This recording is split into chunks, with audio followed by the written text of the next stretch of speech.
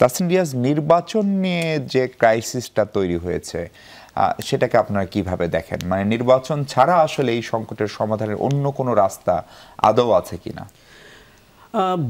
দেখেন, মানে প্রশ্নটা খুব স্পেসিফিক যে আসলে নির্বাচনটা, আপনি যেটা ইভেন ব্রেকের আগে যেটা বলছিলেন যে আমরা কি আসলে নির্বাচনের বিরুদ্ধে কিনা বা এরকম একটা ব্যাপার, আমরা কিন্তু একেবারে প্রথম দিন থেকে বলেছি যে এই যে মানুষের ভোটের যে আকাঙ্ক্ষা, 16 বছর ভোট না দেয়া এবং গণতন্ত্রের নিজেও ভোট দিতে পারেন না, অবভিয়াসলি না ইনফ্যাক্ট।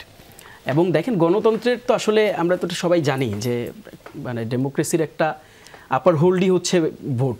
আপনি ভোট দিয়ে আপনার জনপ্রতিনিধিকে আপনি সিলেক্ট করে নেবেন, সেই জনপ্রতিনিধি আপনাকে পরিচালনা করবেন। এই যে প্রসেস, এই প্রসেসের সাথে তো আসলে আমাদের কোনো দ্বিমত নেই এবং প্রথম দিন থেকে কিন্তু এই প্রসেসের সাথে আমরা কোনো ধরনের দ্বিমত করি নাই। আমরা যেটা প্রথম দিন থেকে বলার চেষ্টা করেছি যে দেখেন, এত বড় একটা গণ-অভ্যুত্থান হলো, এই গণ-অভ্যুত্থানের একটা স্পিরিট ছিল। সাধারণ মানুষ, একেবারেই খেটে খাওয়া মানুষ, রিক্সা চালক থেকে শুরু করে একেবারে একজন দোকানের কর্মচারী থেকে শুরু করে যেই ছেলেটাকে বলে যে আদমজি ক্যান্টের বারান্দায় হাঁটে সেই ছেলেটা, দেখেন ওর মাথায় কিন্তু নির্বাচন ছিল না। আপনি ব্যাক এন্ড মাইন্ড একটু চিন্তা করেন, সাইকোলজিটা চিন্তা করেন, তাদের মাথায় আসলে ভোট ছিল না। এখন তার মানে কি আমরা এটা বলার মাধ্যমে কি ভোটের বিরুদ্ধে তো করছি না? আসলে তা না, আমি জাস্ট সাইকোলজিটা বোঝানোর চেষ্টা করছি। তারা সবাই বলেছিল নতুন বাংলাদেশ তারা দেখতে চায়।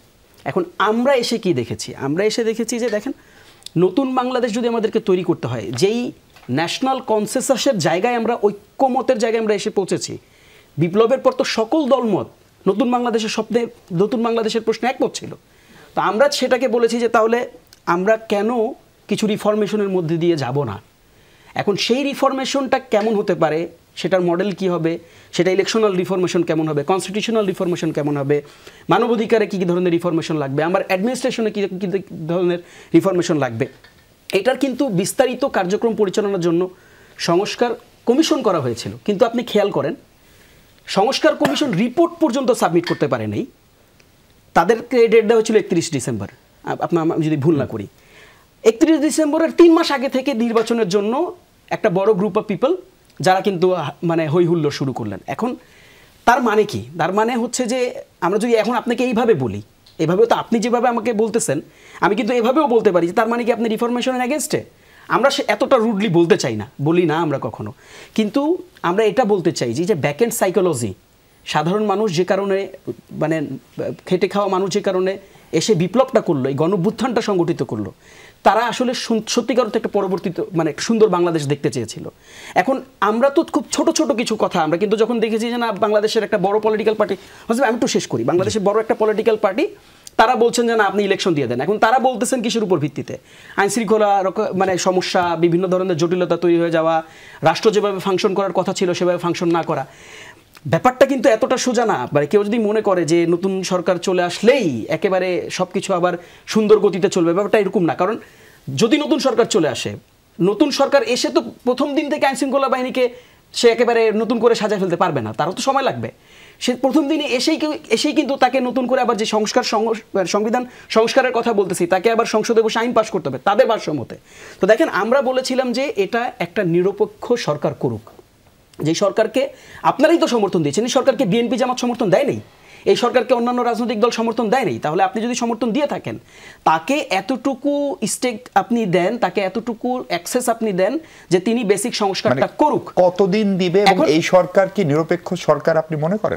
ডেফিনেটলি নিরপেক্ষ সরকার, আপনার না মনে করার কোনো কারণ নাই। এই সরকার যতগুলো কার্যক্রম এখন পর্যন্ত পরিচালনা করেছে, এখন মানে আপনি খালি চোখে দেখতে পারেন কিনা আমি জানি না, আপনি দেখেন না যতগুলো কার্যক্রম পরিচালনা করেছে, তারা তো সাধারণ মানুষের সাথে কমেন্টের ভিত্তিতে রাজনৈতিক দল গঠন হচ্ছে, সরকারের উপদেষ্টা থেকে শুরু করে একজন পদত্যাগ করে সেই দলের প্রধান হলেন, বাকিরা তাদেরকে অভিনন্দন জানালেন, সরকারের দায়িত্বপ্রাপ্ত অনেক কর্মকর্তা বললেন এখান থেকে একদিন বাংলাদেশের প্রধানমন্ত্রী হবে।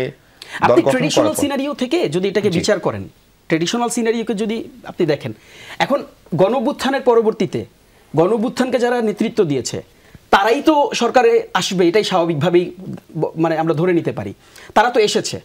এখন এখানে তো আপনার একটা ভ্যাকিউম আছে, আপনি যে দৃশ্যায়নটা করছেন, নিরপেক্ষ সরকার বলার দরকার নেই, এটা তো গণ-অভ্যুত্থানের সরকার, এটা আপনাদের সরকার। সুযোগ আছে না, এটা আমাদের সরকার। প্রফেসর ইউনূস বলছেন he has been appointed by the students. এখন স্টুডেন্টস কমিউনিটিটা কারা? স্টুডেন্টস জেনারেল কমিউনিটি, এটা তো সাধারণ মানুষের ছাত্র দল আছে।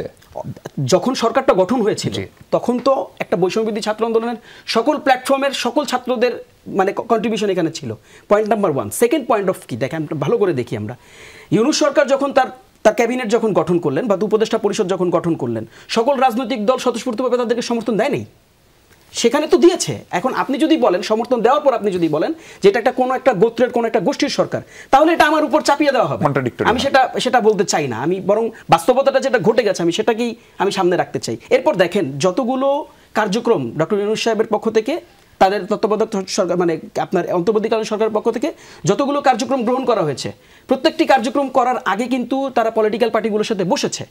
আমরা একাধিকবার পলিটিক্যাল পার্টিগুলোর সাথে বসতে দেখেছি, তারা কথা বলেছে, তাদের পরামর্শ নিয়েছে। ইভেনচুয়ালি আমি একটু বলি সংস্কার কমিশন সংস্কার প্রস্তাবনা দেওয়ার পর সরকার কি একবারও বলেছে যে প্রস্তাবনা দিয়েছি এটা আমি হাজির করে নিলাম?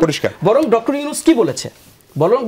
বলেছে যে আমরা এটাকে সামনে দিয়ে দিব, ওয়েবসাইটে থাকবে, আপনারা কমেন্ট করেন, আপনাদের কমেন্ট জনগণ দেখুক, আপনারা কি ধরনের সংস্কার চান জনগণ দেখুক। এখন আপনি জাস্ট শেষ কথাটা বলে দিই, দেখেন নির্বাচনের বিপক্ষে আমরা না, আমরাও চাই নির্বাচন হোক। নির্বাচন হলে জনগণ তার মতামত দিবে, মতামতের ভিত্তিতে একজন নির্বাচিত সরকার আসবে। সমস্যাটা কোথায় দেখেন, সমস্যাটা হচ্ছে যে আমি সেই আস্থাটা কি রাখতে পারবো কিনা, সাধারণ মানুষ সেই আস্থাটা কি রাখতে পারবে কিনা।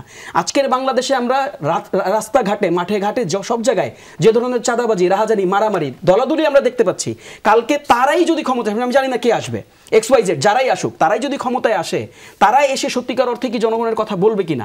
আমরা এই জন্যই বলেছি যে সংস্কারটা তাদের হাত দিয়ে হয়ে আসুক, তারপর নির্বাচনটা হোক, সমস্যা নেই।